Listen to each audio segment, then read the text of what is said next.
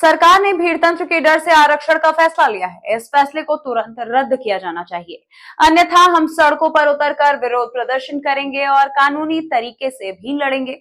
इस रुख को अपनाते हुए ओबीसी समुदाय के लोगों ने भिंड जिला कलेक्टर कार्यालय के सामने सरकार के फैसले का जश्न मनाया।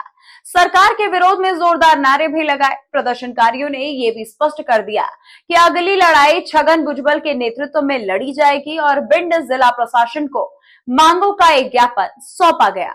भीड़ तंत्र के डर से दिए गए आरक्षण को तुरंत रद्द करने के लिए सरकार से मांग कर रहे हैं ओबीसी समुदाय के लोग। मराठा समुदाय ने जिला कलेक्टर कार्यालय के सामने आरक्षण के फैसले का विरोध मनाया है। सरकार ने भीड़ तंत्र के डर से आरक्षण का फैसला लिया है। इस फैसले को तुरंत रद्द किया जाना चाहिए, अन्यथा हम सड़कों पर उतरकर विरोध प्रदर्शन करेंगे और कानूनी तरीके से भी लड़ेंगे। इसी रुख को अपनाते हुए ओबीसी समुदाय के लोगों ने भिंड जिला कलेक्ट्रेट कार्यालय के सामने सरकार के फैसले का जश्न मनाया।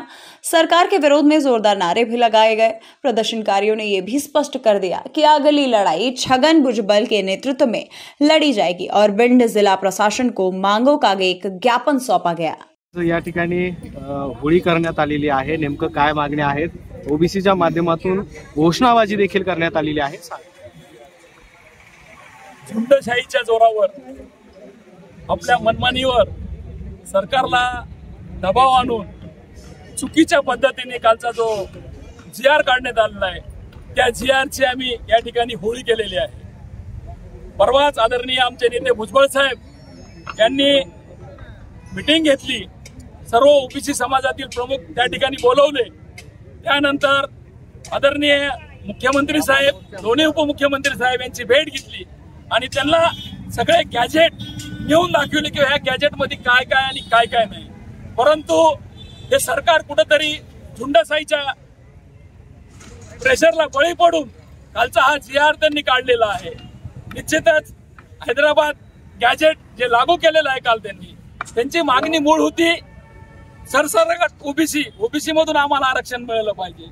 त्यांची दुसरी मागणी होती सगळ्या सोयऱ्यांची, परंतु हे काही शासकीय ह्याच्यावर टिकत नव्हतं, म्हणून हैदराबाद गॅजेटच्या नावाखाली शब्दाची हेरफेर करून त्यांनी ओबीसीची या ठिकाणी फसवणूक केलेली आहे। आणि जो कालचा जीआर काढलेला आहे तो जीआर तात्काळ रद्द करण्यात यावा आणि ओबीसीवर होत असलेला अन्याय या सरकारने ऐकून घ्यावा, असे या ठिकाणी आम्ही आज जिल्हाधिकारी यांना निवेदन देण्यासाठी आलेलो आहोत।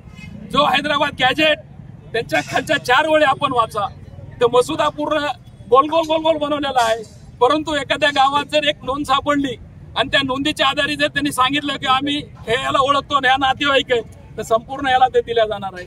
आज मराठा समाजाला वेगळं आरक्षण शैक्षणिक सामाजिक दृष्ट्या नोकरीच्या दृष्टिकोनातून 10% ईडब्ल्यूसी दिलेलं होतं।